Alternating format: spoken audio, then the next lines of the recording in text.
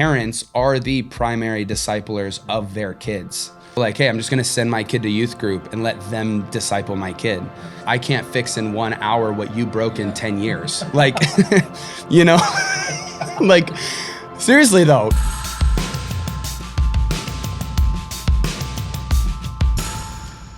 Hey everyone, welcome to the Radiant Podcast. My name is Sean, and thank you for joining us this week. We're going to have a conversation with a good friend of mine, Pastor Preston, who's one of the pastors here at Radiant Church, but more specifically, he has been staring and pastoring at our students, so specifically like middle school, high school age. And we're going to have a conversation today just about specifically Gen Z, discipleship, what that looks like, how we can just see them encounter Jesus in a new way. And so before we, talk more, I just want to introduce Preston. Hello. And just get started. So honestly, we had like probably a 20-minute conversation before we even started. Yeah. And so about lots of things. So I don't know if I actually should say them, but anyway, maybe they'll come back up around. But yeah, probably will. Preston, dear friend of mine, thanks for being on here, man. It's my pleasure. So you obviously you're 31. So you've been in ministry for a bit. What were you doing before you came to Radiant?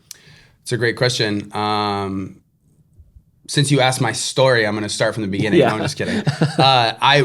Middle school, I really felt a strong call unto ministry, pastoral ministry as kind of the primary emphasis where I'll spend my life. And so before coming to Radiant, actually, I went to college at Colorado State University to major in communications, to know how to best communicate the gospel, knowing that that's where the Lord had called me. And then minoring in business because the church runs like a business. Met my wife in college, we got married. And then to further kind of the growth of spiritual leadership and developing ourselves for ministry, we actually moved to Birmingham, Alabama, and was at a church there for 3 years, doing their college program. It's like a ministry college program similar to RSM. And so was at that church in Alabama for 3 years in their, pastoral leadership track. And so from there, we moved here. And so this role as the youth pastor at Radiant, it's the first ministry job I've had in my whole life. I'd never been in ministry before. I knew since middle school that ministry is where I'm headed. I've been thinking it. I'd led prayer meetings and was a part of internships and volunteered in the church for really decades. And then about 25 years old, stepped into this job. And you have been the student pastor here for six years. 6 years. Yeah. And then 3 years before that, you were doing college ministry. And so effectively, we'll just say 10 years. 10 years you've been staring at, discipleship of students, middle school, high school. Yeah. And did you think that when you were, I think you said 16 when you were called?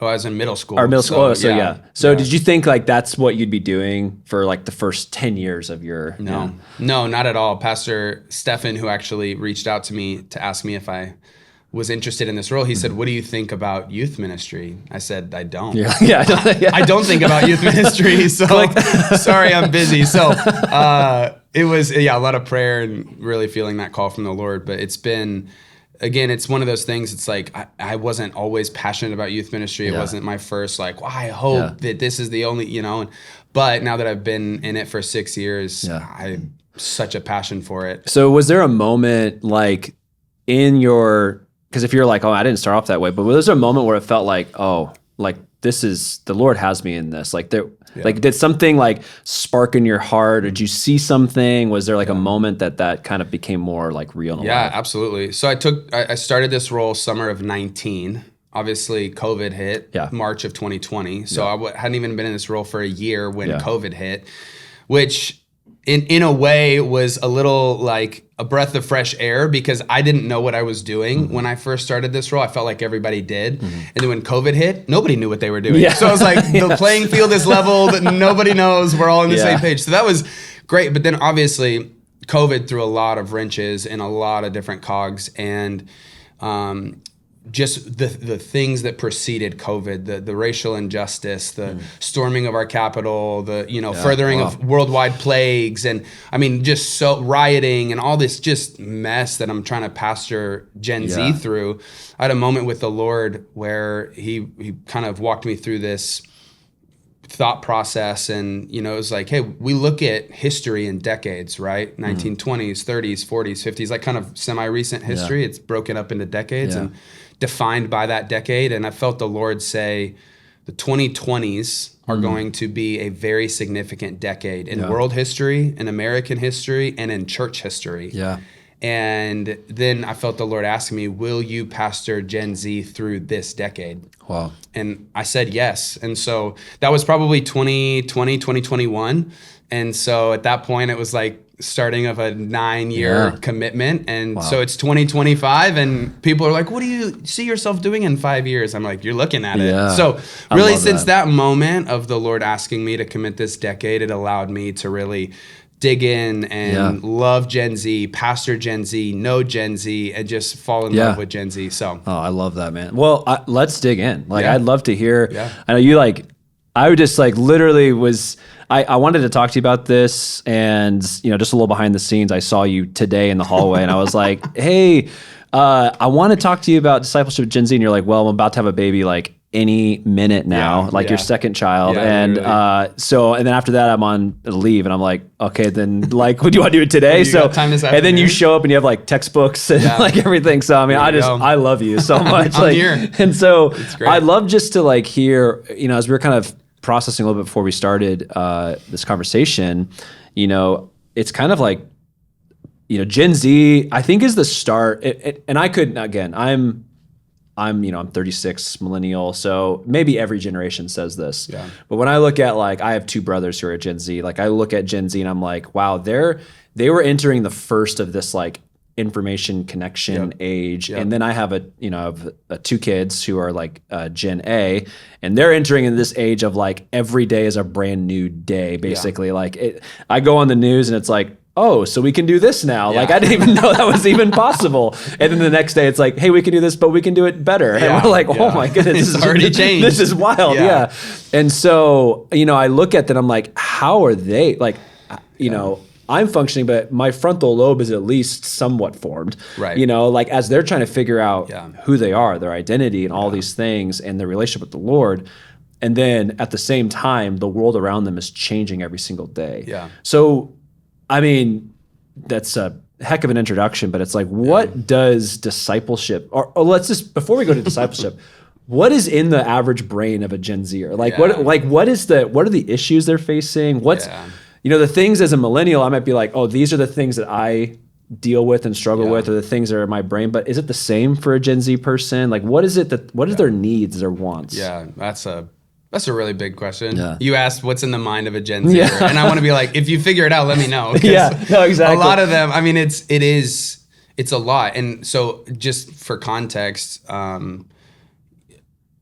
seniors in high school right now were generally born 2006, 2007. Mm-hmm. So for my realm, I even just had someone join staff. He's 19 years old. He was born in 2005. The iPhone, I think, came out in 06. Yeah, I graduated 07. Yeah. So he's lived only in a world with iPhones. Yeah. And so even for me, it even started blowing my mind when kids in my youth group were born post 9/11, but now so much further than that, it's all they've known is technology. So they're born with technology in the home, watching it. And, I'm experiencing it now. I have a 2.5-year-old and he's got, he knows how to work my phone just because he's watched me do it. But he does phone this instead of, there's such great comedy out there on call your parents. And they're okay. And it's ask a millennial, call your parents. Yeah, okay. Exactly. So, anyway, tons of uniquenesses, but I think to kind of answer some of your question, a lot of, I think with the information overload, the intake overload, there's so many voices, so many ads, so many marketing schemes, so many opinions, so many lifestyles to pick and choose from how you want to model yours from, and so many that I think what I've watched and uncovered as you take a generality of the life of a Gen Zer who's grown up in modern day America, at the core of what they are questioning and thinking through and processing is, out of all these voices, all these opinions, all these, whatever, what's true? Yeah.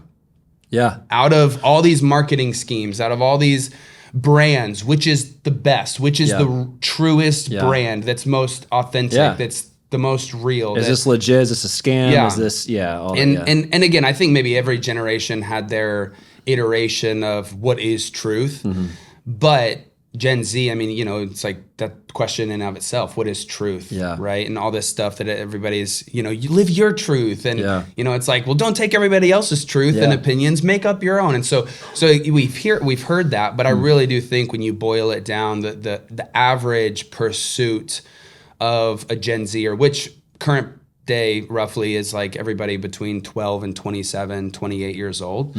So teenagers, young adults, they're on a passionate pursuit of truth and authenticity. Yeah. Do you think that's because, like, I'm just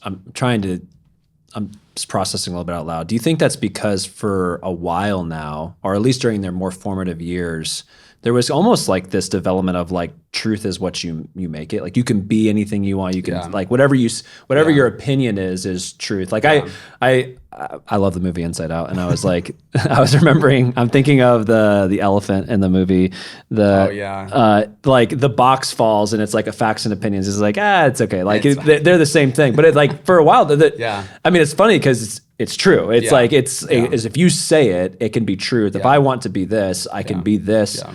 Do you think that has anything to do with the reason why they so desire truth? Because it's a world of just like whatever you want it to be? Yeah, I do. I think I'm a millennial too. Look at even older generations, didn't grow up with technology. Even like generation before us barely grew up with TVs in their homes, things like that, to even have a view of the outside world. And so as that, call it the American dream reality, was very prevalent post World Wars, of just like, hey, we got to have the best life, and American dream, 2 kids, a dog, white picket fence, stable income. Then you start having technology advance the way it does. And I think that American dream idea just spiraled into, you literally can be whatever you want. You can think whatever you want. You can do whatever you want. Now you can make your own AI character that looks like you, that has a job. Like I remember, or the best part of what you want to look like. You know? I remember specifically even when I was younger on Facebook, there was a student at my school, and not to call anybody out, but just the reality of some of what I was growing up with that kind of began to manifest itself was, I had a student in my high school, so this was well over a decade ago, that had he created a fake Facebook profile of this animated character, like an avatar, and he began a relationship with that person on Facebook, and that was his girlfriend. Yeah, and I remember that shocking me, and that's pretty obscure for like 2010. It was very obscure. But then now, present day, I mean, that's very normal. It's pretty average of just like, so that just reality that literally you name it and it can be done has really impacted the perspective and the pursuit and the like, if all is true, then nothing's true. Yeah, so it's interesting when you say like, because in my opinion, it could go one of two ways. If Gen Z is, for kind of saying the phrase, they have a desire for the truth. Yeah.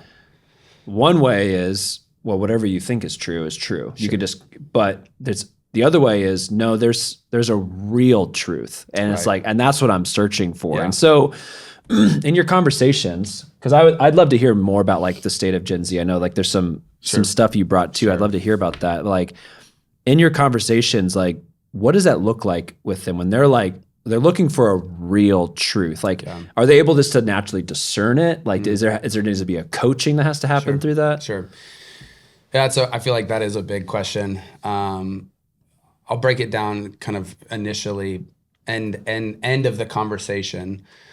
I am very encouraged as a youth pastor because I'm watching Gen Z on a passionate pursuit of truth, and that I know as a follower of Jesus what is truth, right? I say this fun phrase, Pastor Zach shared it with me. He said, I say it to take the air out, shock factor for our students. I'm like, hey, the Bible's not true. I actually don't know what to say to that. I know. The Bible's not true. Yeah. It is truth. Yeah, that's good.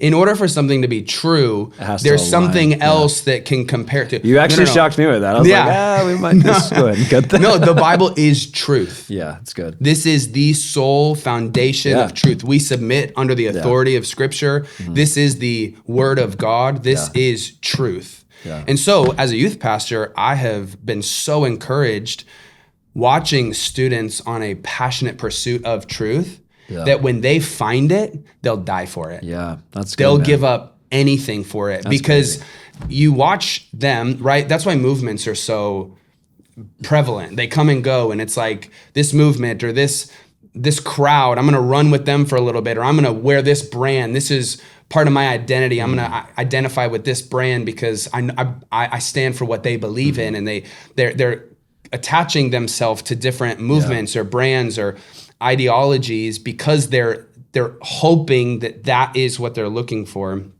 And so then once I as a youth pastor, I've seen Gen Z, man, when they encounter the Lord, when 2 Corinthians talks about we all with an unveiled face beholding the glory of the Lord, being transformed into the same image from one degree of glory to another. When there's that moment of revelation, that moment of I'm beholding the glory of the Lord, when one turns from their sin and into a relationship with Jesus, they recognize, and this isn't anything new, obviously, but in the language of present day Gen Z, this is what they're realizing. Oh, this is the movement. This is the truth. This is what I've been searching for. Yeah. Because it's unchanging. It's generational. It's the word of the Lord is unchanging. The gospel is no different today than it was 1,000 years ago. Like, I can stand in this and stand on this and stand for this, and the Lord will never fail me. He'll never leave me. He'll never forsake me. But these brands,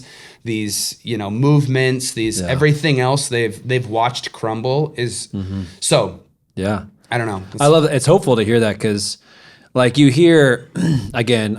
I heard it as a younger millennial. I heard my generation kind of like, I don't know, like look down on, like, all millennials, they're just like this, and then millennials look at Gen Z and they're like, well, look at these guys, and then Gen Z's looking at look at Gen A, those little babies. Yeah. So, and then you were just mentioning your kid's going to be a Gen B, Gen Beta. Yeah, which they're calling them beta babies. Yeah, they're probably the worst. So it's like, just no hope. No, so it's hopeful to look at them because it's like the encounters that they're experiencing. Yeah, it's you use the phrase it's unchanging. It's like we're all having that same relationship. It's not like, oh, we've tweaked Christianity. Yeah. We've tweaked the word to fit like this new generation. How do we make the Bible relevant to them? It's like, no, actually, we're just saying this is the truth, and they're having the same encounters from hundreds of years ago. And I'm watching that swing even of millennial youth groupism of let's make it relevant. Let's make it attractional. Let's play games. Let's have cool sermon series names, and even the youth group, they all had like Fuego and like all these like cool youth group names. And now, present day, Gen Z doesn't want that. They don't want the fluff. Like we're literally, our sermon series, they're fluffed out. Like, they're literally fluffed out. No, seriously. They're like, give it to me raw. Like, don't fluff up the gospel. Don't tell me it's going to be butterflies and rainbows. They're like, tell me that I'm going to die for the gospel. Tell me that this will cost me everything I have. Tell me the truth.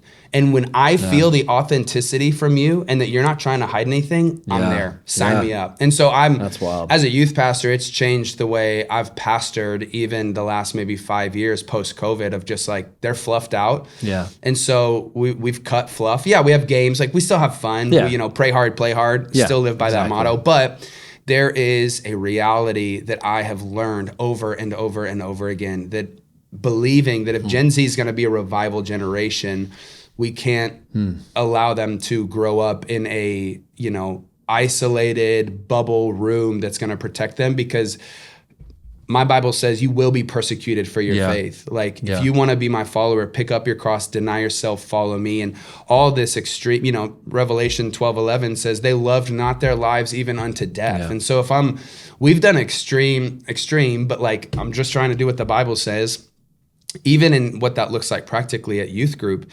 When we do altar calls, and Leonard Ravenhill does an incredible job. He has this, obviously, he has a quote for everything. One of his quotes is titled "Alter the Altar." And so he's talking about the altar. And here, I may actually pull it up and read it, because it is incredibly powerful, the way that he defines that. And so the altar. So he says this, he says, the evangelists today, and this is like our generation, the evangelists today are very often prepared to be anything to anybody as long as they can get somebody to the altar for something. Wow. They easily call out who wants help, who wants more power, who wants an easy walk with God. He says such a sinning, repenting, easy believism dishonors the blood and prostitutes the altar. Wow. We must alter the altar, for the altar is a place to die on. Let those who will not pay this price leave it alone. Wow. So for me as a youth pastor, I have shifted even my approach to Gen Z, and I've heard from them, and I've watched it time and time again. They want the real thing. I'm going to give them the real thing. If we're doing an altar call, sometimes it's like, hey, how you enter is how you will live as a disciple. And so some of the like, close your eyes, bow your heads, raise your hand. This is between you and the Lord. Some of that kind of paints a picture of this is then how my relationship with Jesus is going to be, is it's between me and him, and it doesn't need to be evangelistic or living beyond myself. And so sometimes at retreats and Wednesday nights, I'll be like, hey, you know what? Everybody's sitting down, eyes open, heads up. Here's the gospel. It's going to cost you everything. If you want to give your life to the Lord, I actually want you to stand up and be the only one standing in a room when everyone else is sitting. Yeah. So not even this like corner, raise your hands, but like you're going to put some action to your faith from the start. And so, and they love it. Like they're hungry for it. They're like, give me the real thing. Yeah. So it's crazy. Cause like, as you're talking, I'm like, I was jotting down like these, I'll just call them like assumptions, just like, you look at, Gen Z, and who's growing up more in the mainstream rise of social media. Yeah. And so it's almost like everybody's just like on their phones, isolated, not in real, like I grew up playing out in the backyard with friends, know, and it's like, and then, so you have that, and then you have this like rise of like consuming content. It's just like, there's between Netflix and YouTube and social media, it's just like consuming. And so you would feel like, oh, Gen Z doesn't engage, like they don't do community. They, again, these are all just assumptions. It's like you just think these things because of the world around them. Yeah. And then everything you're saying like is just the exact opposite. It's like, no, they're actually, they want like truth. They want realness. They want community. They want intimacy. They want realism. They want to feel something. Like it needs to feel like real and alive, and not just like another video to watch. Yeah. And that is so true. Cause, and I think I was processing this, I don't know, recently, or just part of my thoughts. I do think everything you just said was true at a point. Yeah. Right. Okay. The living on the phone, this is the new community, is all my Facebook friends. Like this is where community is. And I think we've tried that now. I think their generation has pursued that's the new thing. And yet the way that God designed it is you were not created to do life alone, and your Facebook friend is not the same as a real friend. And so I think what they're doing is, it's like WALL-E, where at the end of the movie, right? They're all in the spaceship. I love WALL-E. They're all in the spaceship. They're all floating around on their little digital chairs, and then the two bump into each other, and they're like, oh my gosh. And they're talking face to face, and then that little relationship is flourishing because they forgot what it's like to have a real relationship. And that is the way the Lord designed it, is face-to-face relationship and community. And so it's interesting because I even look at our youth group on Wednesday nights. For me, 10, 15 years ago, when I was in high school in youth group was the place to see my friends. Like it was my social hangout. Yeah. Like it was, if I wanted to see my friends, I could only see them at youth group. Yeah. And, you know, now students do get to connect with friends online, but there is still that I want to see them face to face and I can see them at youth group. And if they want to do whatever online, they're not going to come to youth group to do it. When I was in high school, I mean, my youth group was wild. We had safety team busting kids up in classrooms, doing who knows what in cars, like all this stuff. As a youth pastor for 6 years, I've really not had any of those situations. And what it's communicated to me is that the students who come on Wednesday night, they're there for two reasons: to love God and to love others, to encounter God and to encounter others. Yeah. And that has been so encouraging because they want and they're desiring. I think they recognize, in a way, like I said, you know, they pursue the truth of a movement or a brand and then realize, oh, it's coming up short from what I want. Well, I think the same thing in that, oh, I'm pursuing the truth of my phone, that this is everything to me. And they're like, actually, I'm depressed. Yeah. I'm anxious. I'm confused. This is not helping me. Yeah. I want to be with people. Yeah. I want to be in real settings with people. So I've even, Radiant students, we actually haven't done small groups for many, many years. And in a lot of my research, study, and experience, that is one of the areas where students are hungry for is face-to-face interactions. So we've recently launched student groups where every Monday night downtown right here, today's Monday, tonight we're going to have over 120 students here downtown in small groups, meeting face-to-face and going through the Bible, going through books and curriculums. And it's just, it's cool because there's still that desire and hunger for face-to-face community. That's good. I was just thinking of that verse in Romans 6 at the end where it talks about, obviously this is about sin, but it's that like, what fruit were you getting at that time for the things that you are now ashamed, and then those things lead to death. And it's like, it's that like the pursuing of those things, and you kind of come to the end of it and you're like, wait, this is like, like this is not good. Like, and I love that, you know, and you know, I was using the Bible, you used the movie WALL-E, so there, you know, sorry, youth pastor brain. But no, it's like, it is that like, okay, I need to try something different. I need truth, you know? And so I'd love to even, we spent a lot of time talking about like the Gen Zer who is like, their heart has been like awakened to like, I need truth, and have actually been pursuing the Lord. You're like, this is what they're doing and this is how they're doing it. What would you say to,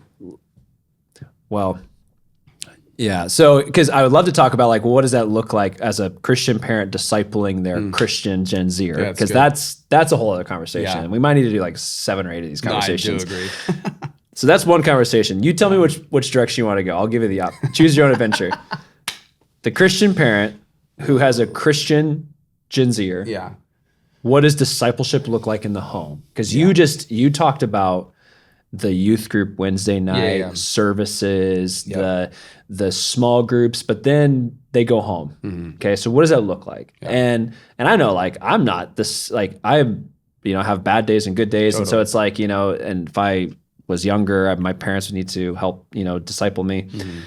The other adventure we could go on just right now is a Christian parent who has an unsaved Gen Zer, and they're like, I don't know what to do. Like, I don't know, like how do I, like, they don't think like me. Like, I can't just like force them to go to church. Like, they don't even really like, you know, I actually read this, and you have a couple Barna books. I read this in Barna where it was like, they are like the most hungry for like, and curious. It was like they were very curious about Jesus and the Bible, not just about like spiritual things. It was like Jesus specifically in the Bible. Right.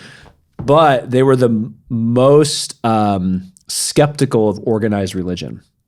So it's like trying to bring a Gen Zer into church is like, well, I don't want to go to church. Like, do you know what's going on in churches? But it's like, no, but you know, encounter Jesus. So which adventure? Can we do both? Yeah, we can. I mean, well, I want to answer quickly to your second question, but I do think I want to sit more in the like parenting, just like Christian teenagers. Yeah, you've mentioned, there was just a second time you've mentioned the skepticism of organized religion. It's not just organized religion. Mm-hmm. That skepticism comes from movement, attraction, and well, they're failing and that didn't work, and that brand, the CEO of that brand came out that everything all organizations. It's literally anything that's being marketed to them. They're like, I have been burned more times than I can count. And, it's like, give me your email and we'll give you 15% off. And then their email ends up in India. And now they're getting emails from princes asking for thousands of dollars. And it's like, all right, that again. Is that not true? I might need to check my. So it's a skepticism across the board because of everybody's out for an agenda for Gen Z. And so that's I think where that skepticism comes from and some of that resistance. But in a way too, I think even the other side of that same coin, yes, there's a skepticism of organized religion. What is the church actually? They just want my money. Yeah. Like this is a bait and switch. I know, like literally we have Connect cards here at Radiant that it's like, hey, fill out this Connect form. We'd love to contact you. People don't do it because they're skeptical. Yeah. Which I'm not, there's nothing held against them. It's just the world we live in where it's like so we have a new student check-in at youth on Wednesdays where it's like, hey, scan this QR code, fill out this form, because we want to just lead you the best way we know how. If something happens, we want to be able to contact an emergency contact. Bro, I get the most wild answers from those forms because they're like, I'm not giving my real information. Like literally I'll get like emergency contact, mom's name is Liz, and here's the 6-digit phone number. I'm like, I can't even text that if I wanted to. So there is a little bit of that, like, okay, well, what's the catch? Yeah. And so there is some of that. And so that my what I've learned is the response to that has everything to do with the relationship. Yeah. The kingdom is built relationally. Yeah. And so people don't care what that until they know that you care. Yeah. And so that's a lot of where I'm as a youth pastor, just trying to meet them where they're at. So sorry, I'm kind of answering your second question. So good. But to the flip, the other side of that same coin is that they're so stuck on screens, TVs, they're watching movies, they're watching shows and all this stuff as part of just like, I'm going to be brought into something that's exciting or much bigger. There is now, I think, part of there's a skepticism about the church, but what they are hungry for is they're hungry for an encounter. They're hungry to feel. Gen Z is led by their emotions, pretty obvious in a lot of different areas. But even in their relationship with the Lord, I'm hungry to encounter the Lord. Yeah, they want to experience it themselves. They want to experience it. And so I just remembered this page. This lady had actually responded to a question. The question was, what hope do you have for the future of the church? Meaning Gen Z. Yeah. This was her response. I have such deep hope because the hunger I see in Gen Z. They're open and hungry for something more than what they've already seen. They want something that lasts, something that satisfies, and they actually want something supernatural. With Gen Z being so open to spiritual things, I have hope that they will find their answers in the Trinity, the whole Trinity, not just certain aspects of God, but all of God. I believe Gen Z's hunger will be the catalyst for an encounter with the Spirit. Wow. So I believe that too. I do. Yeah. I believe that, yes, even though there's a skepticism, it's like you even look at all the times Jesus performed miracles. No doubt there were skeptics and critics like, where's the smoke and mirrors? Yeah. Like, and sometimes I deal with that myself in church services or, there's a miracle that happens or something. I'm like, well, maybe time will tell, we'll see if it'll go back to the way it was. So I find that in myself too, but they're hungry for it. And there is a hunger for the supernatural. And so maybe that was my quick answer to your second question. That's good. Yeah. I'm like thinking, okay, so the quick answer to the second question, it was the second question being, look, I'm trying everything with my Yeah. my Gen Zer, Yeah. How do I get them? which, he's 16 and I'm scared and I don't know what to do. And like, it's like, where do I start? And I'll tip my cards a little bit. We were, before we hit record, we were in another conversation. and one of the things we talked about was like, just, the lack of discipleship in the home. Yep. I think this is another, it's funny, I think we're all pulling out Barna quotes. So, It's the best. So you actually correct me if I'm wrong. This is a Barna quote that I believe I heard. Okay. So, but I've been known to, be Exaggerate. a liar. So. Yeah, I said lie. So exaggerate is better. No, yeah, no. It's something where it's like, now I'm going to fudge the numbers really bad. So let's just say half. It's like half of parents think that it's the pastor's job to disciple their kids in service, and then the half of pastors think it's the parents' job. It's something where it's like basically everybody thinks it's somebody else's job. Yeah, and the other way you can say it is like the goat of many owners dies alone in the sun. And it's like and it's like this. Are they this like almost lost and forgotten generation to where it's like, parents don't know how to reach them. They don't think they can.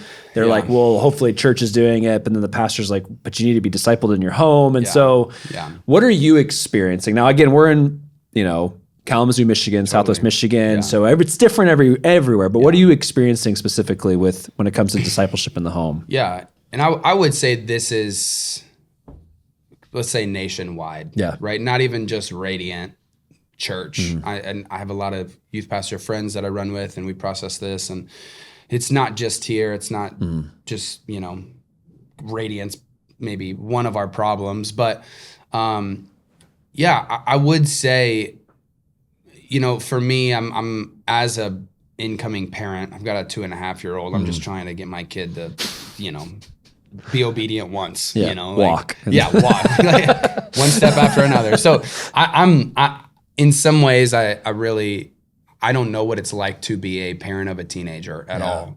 But in other ways, I've been partnering with parents for 6 years now, and I get to see both sides of the conversation, from the student perspective and then the parent perspective.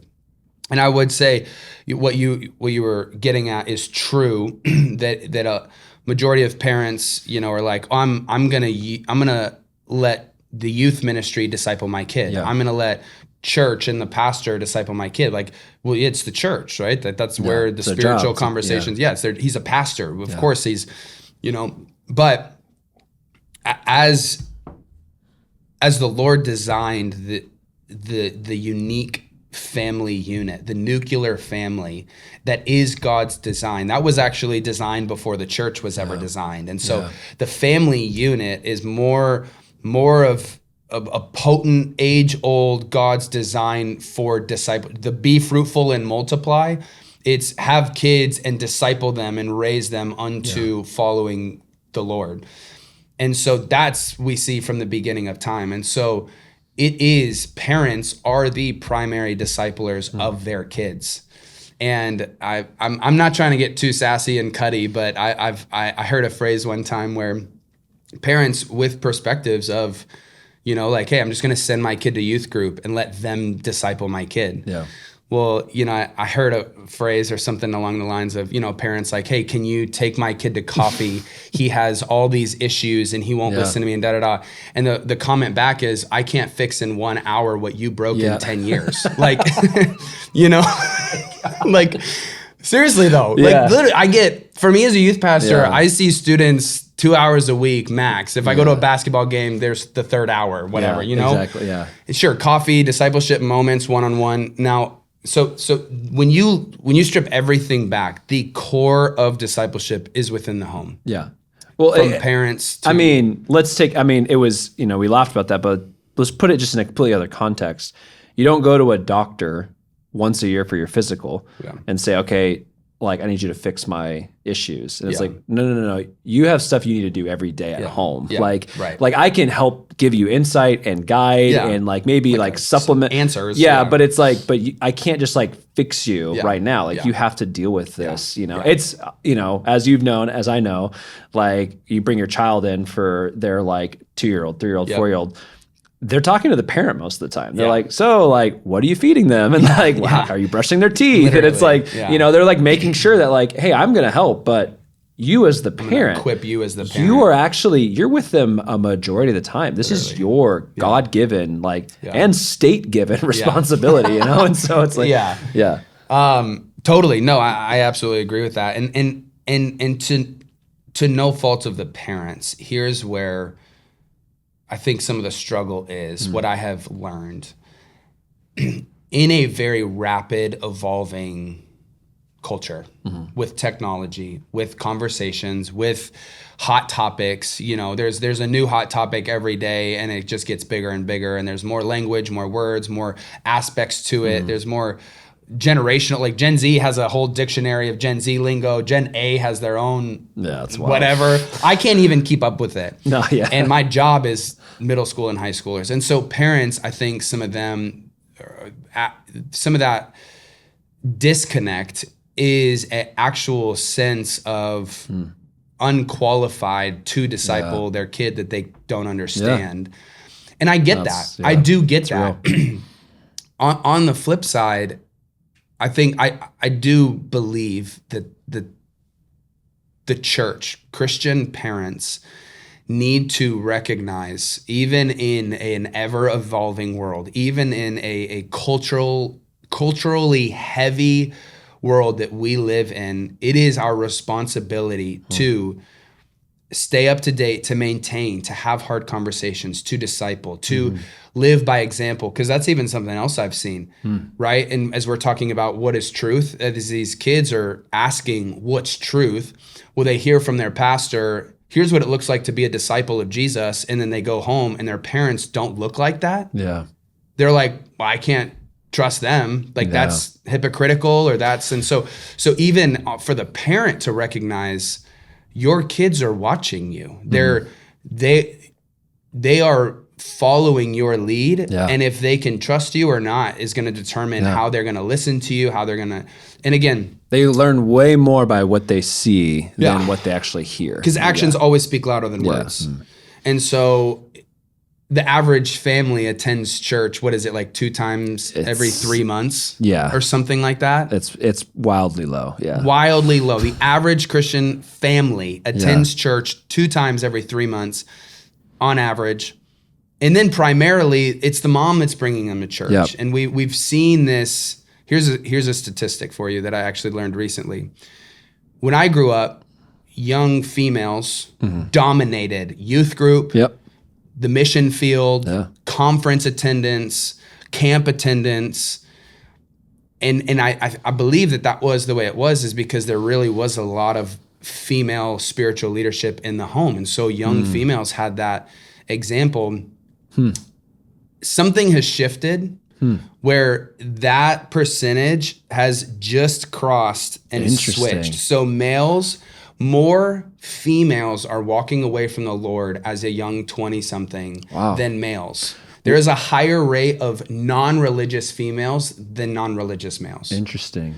And so I think there's a swing of that, which I'm encouraged for the upcoming generation, that there's strong male healthy presence, being able to yeah. realize their spiritual leadership and all this stuff. But we can't wait for that generation to grow up to then have totally male spiritually led homes. And so I think today, man, we need to recognize as parents are the primary disciplers of their kids. There's a lot of ways that looks like, and it's prayer in the home. It's reading the Bible together. Yeah.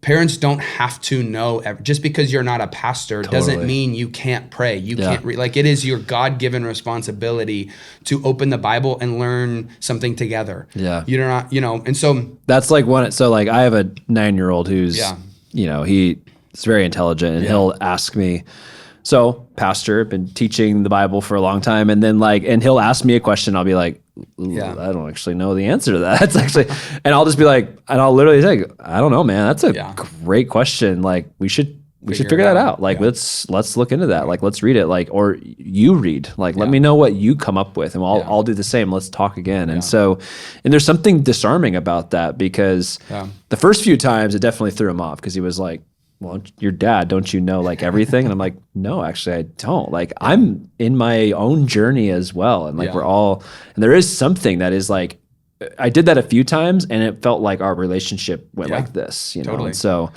yeah. And for parents too, to also know they are the primary discipler, but they're not the sole discipler. And so it is your responsibility to be the primary go-to spiritual leader for your kids, but you're not the only one. There's Barna, love Barna. They kind of broke down. They have another book. I didn't bring it, but it's called Discipleship and Community.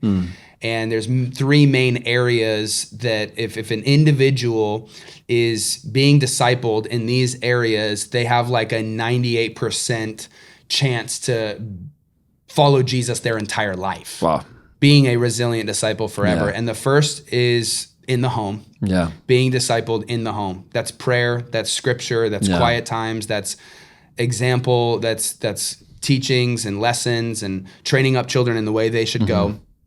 The second is small groups, is smaller groups of peers and who are talking and learning and growing together, spaces where vulnerability can be, you know, can happen, and authenticity. And there's obviously a small group leader, but just a smaller group. And then the third is a mentor, is having a sole individual older than you who is mentoring you, discipling you, helping you process harder things. But so then you take a teenager, and I have lots of teenagers in the youth group who it's like, they'll come to me and ask me questions, and I'm like, hey, what does your mentor say? They're like, well, I don't have one. I'm like, cool, what are your parents saying? They're like, I don't really talk to I'm like, so you're going to take my word as the only one? Like, I'm like, don't just trust me. Like I'm a broken human. Take my opinion, take your mentor's opinion, take your parents. And then for you being formed into a disciple, take all of those voices and then enact them and apply align them it with the truth of God. Ally them with the truth.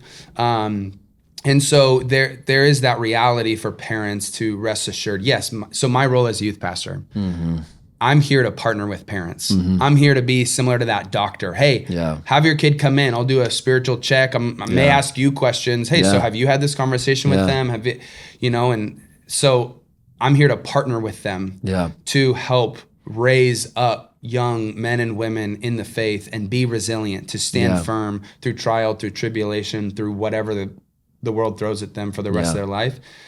So, but yes, I think discipleship in the home, I'm like, if you were to strip it all back, take it back to the garden, they only had discipleship in the home. Like that's where it originated.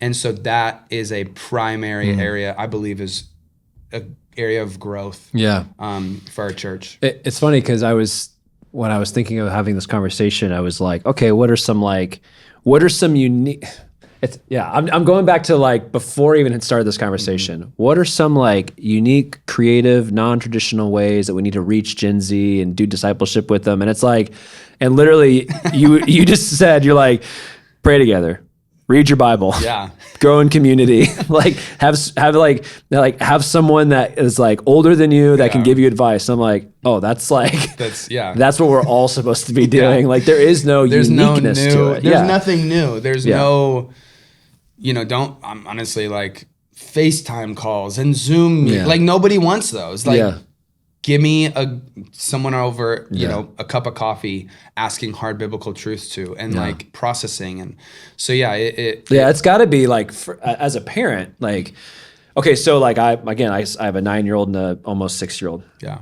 So every night we read, pray, sing. So we read, a chapter or so of the Bible or, a different, devotional book, but usually it's just the Bible. Yeah.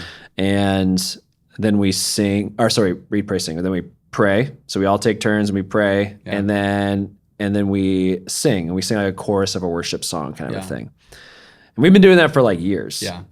What's very like encouraging for me is I'm like, oh, I don't have to change that. It's like I can just keep doing that because like that's discipleship. Yep. Like we think it needs to be what's the new way, more or bigger, and it's like no, literally just like get together and just like pray together, read the word together, sing together, like worship together. Yeah. You were throwing out stats, and it's like about like the average Christian like attends church like 2 times every 3 months. Yeah. And then, Pastor Lee was just teaching a message on building the house of God and the church. And he had said a stat of like the average Christian, 6% of Christians like tithe, and which is like, that's just like a wildly low stat. Yeah. And I'm adding it to the conversation because it shows like how are we prioritizing and discipling our kids through our finances? Yeah. Because like when they see like what does mom and dad spend their money on? Yeah. Are they tithing? Yeah. Are they generous? Yeah. Are they giving? Like,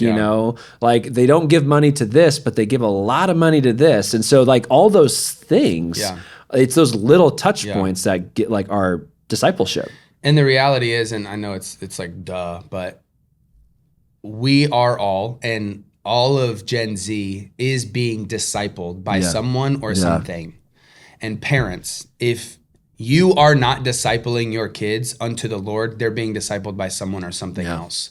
And typically it's Google. I've actually been trying to keep up to date on how AI is affecting Gen Z. Yeah. And it's funny, they've got a good read on morality with AI. It's like, would you ever cheat on a test with AI? And it was like 70% said absolutely not. Interesting. But then it was like, would you ever get dating advice from AI? 70% absolutely. Wow. It said, would you ever ask for career advice from AI? 70-80% were like absolutely. Yeah. So even Gen Z, they're not using it as like a get ahead in life, like our achievement.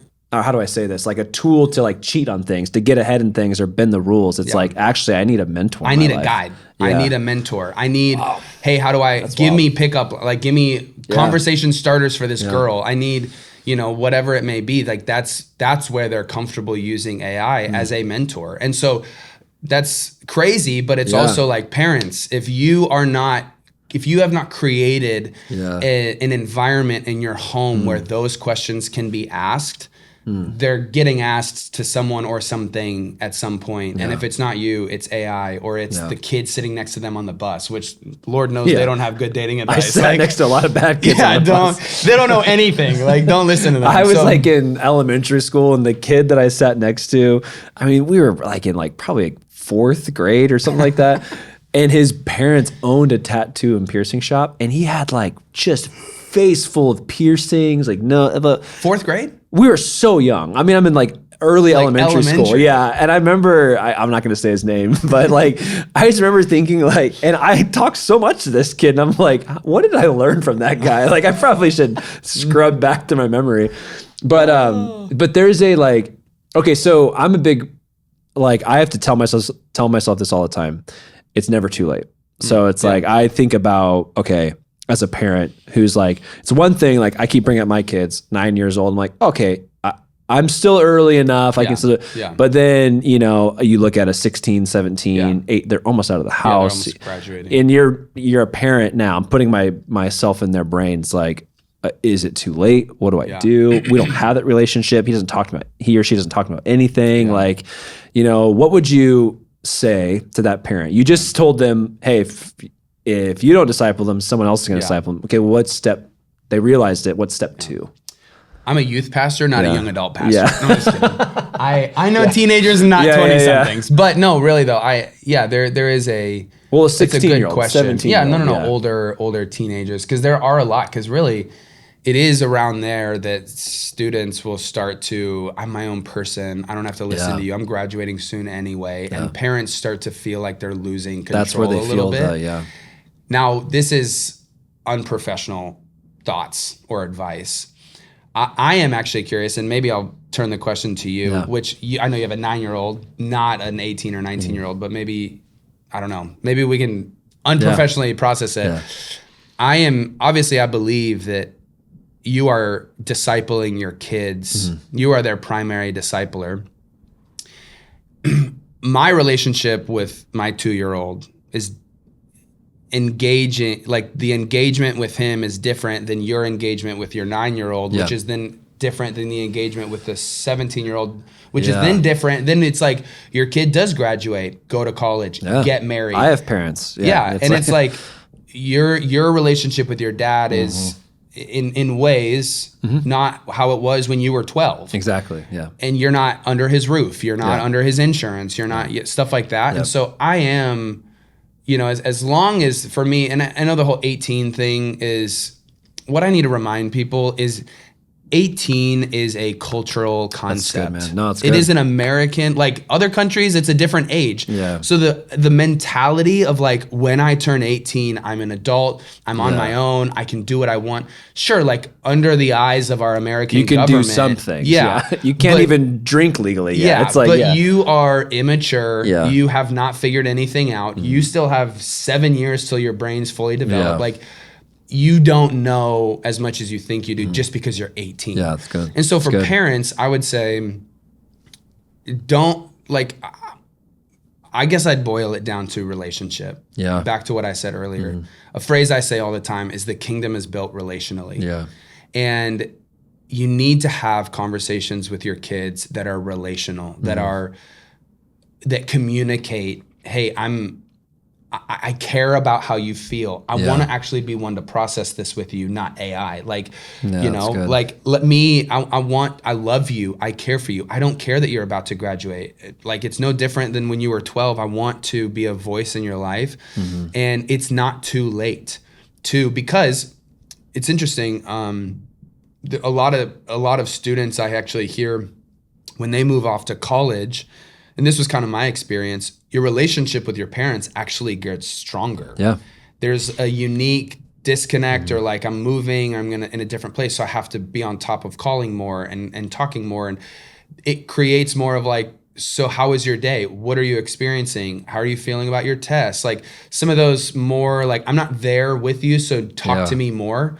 And so if we could, while they're with us, just talk to them more and have hard conversations, good conversations, deep conversations. I think the depth is it's good, man. Is a meter of where relationship is. If you're not going deep, then there's probably not great relationship. Yeah. And so ask deep questions.